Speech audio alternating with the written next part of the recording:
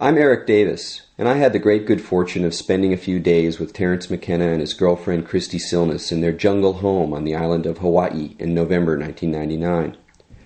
Sadly, the occasion was not so fortunate. McKenna had been diagnosed with a brain tumor the previous summer, and he was home recovering from a recent craniotomy. I was there to profile him for Wired magazine, and it turned out to be the final interview he gave before his death, at the age of 53, in April 2000. McKenna's home lay along a rutted road that wound its way up the slopes of Mauna Loa from the South Kona coast. It was a white, modernist origami structure topped with a massive satellite dish and a small astronomy dome designed to house a telescope that McKenna could not yet afford. The house and gardens were surrounded by a riot of vegetation, but among the native flora lay thick ropes of Banisteriopsis caapi and a sprinkling of flowering Salvia divinorum. Every morning I ascended a spiral staircase decorated with blue LEDs to get to the study, where McKenna spent the bulk of his time, either working on his Macintosh or sitting cross-legged on the floor before a small oriental carpet, surrounded by books, smoking paraphernalia, and twigs of sage he occasionally lit up and wafted through the air. His library was magnificent, thousands of books on alchemy, Tibetan art, Hindu metaphysics, systems theory, archaeology, astronomy, and, of course, psychoactive lore. During the day I asked the usual reporter's questions, but in the evening we would relax and follow less quotidian pathways through the cosmos of conversation. McKenna rose to the occasion of his own mortal condition, and though he tired quickly and occasionally spaced out, he was as brilliant and funny as ever. What follows are edited portions of these dialogues. So, what was your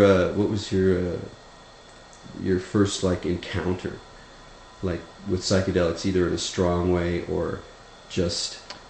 Well, was a friend of mine when I graduated from high school, and they were building that band, so he insisted that we eventually smoke pot and take acid, and I had never encountered old lefties or acid heads or musicians or people who gave a shit about any of this stuff before. It was all new to me. I had just come from Colorado to the West Coast, so I was easily swept into all of this. And yeah, he and his friends were into, who was that strange heroin-based comedian? Lenny Bruce? No, not Lenny Bruce. Stranger, more heroin-based. The guy who did the thing about Dinez. Lord Buckley. Oh, okay. Yeah. And they were into all of this stuff. And I had been studying the Evergreen Review for a couple of years, trying to figure out what was going on with the culture. But when I finally got to the scene and all this acid and all this left-wing politics and all that, then I understood. And so anyway, he basically turned me on. And were you kind of fascinated from the get-go? Well, I'd been worrying about mescaline since I'd read Doors of Perception 3 or 4 years before. And I'd also read Havelock Ellis's The Dance of Life, which has a long chapter on mescaline. Actually, that passage in Havelock Ellis, it's only a page or so, is one of the most seducing passages in all of psychedelic literature. He was taking peyote at the turn of the century. I mean, these are the people who really got into under the wire. People who took it 100 years ago. Can you imagine? That is hard to grab hold of.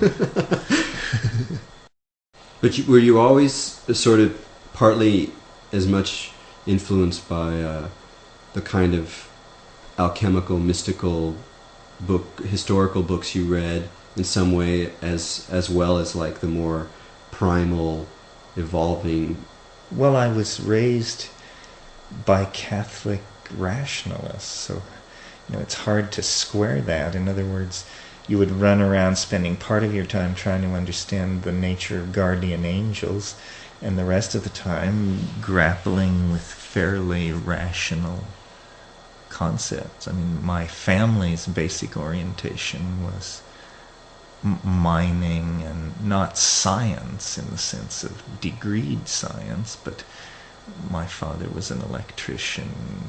My uncles ran radio and television repair shops, and my father flew, navigated, did radio. So, but I did spend a lot of time grappling with shit like the nature of the soul and the nature of sin and all of these imponderables, And of course what you end up doing is you end up reading scholars of mysticism. And then I would read about what John of the Cross or somebody else had got hold of, and then I would try for it. And I don't recall getting too far, but... when you were still... quite young. Right. Yeah. When you were still thinking in a Catholic mode. Yeah, because it was all religious mysticism. Right. There was no other form of mysticism before Huxley published his books. I mean, it was somehow... for Catholics, there was no other form of mysticism. There was Oshpenskyitis and Gurdjieffianism and all these peculiar... But none of that was quite kosher.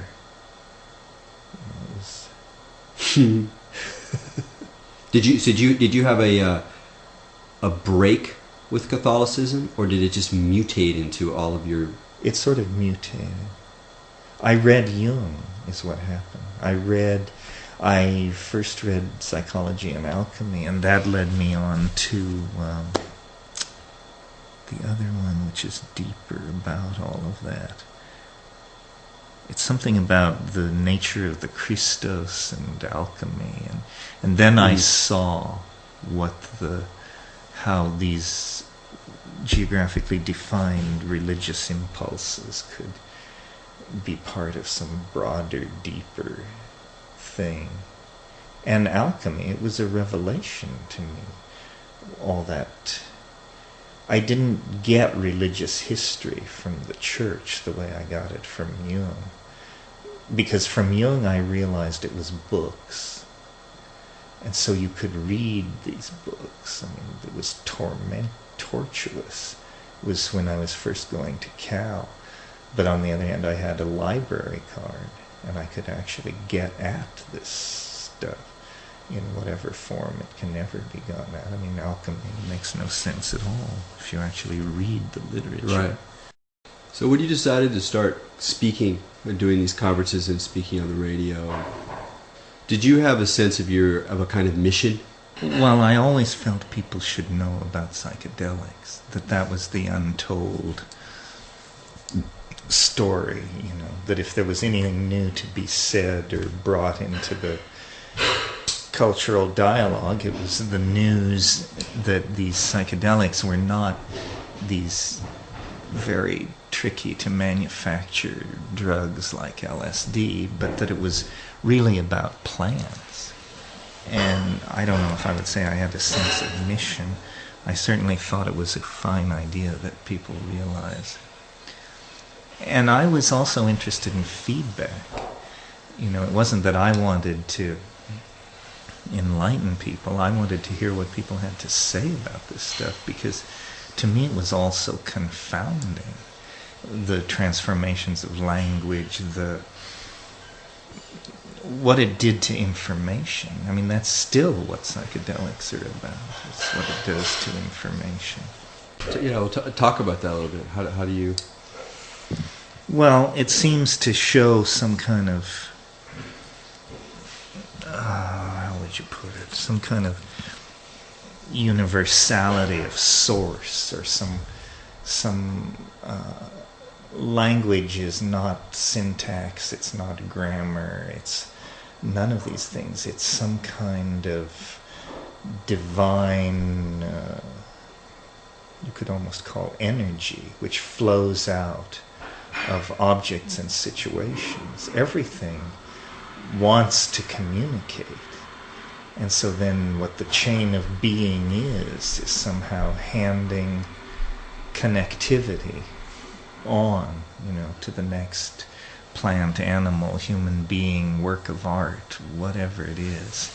And I still grapple with what all this means. And to me, it's the most psychedelic part of the psychedelic experience is when you get the logos coming out of the trees, the rocks, the berries, the water, everything. And it's the most Taoist part of it. It's where nature becomes transparent to its own intent to communicate or something like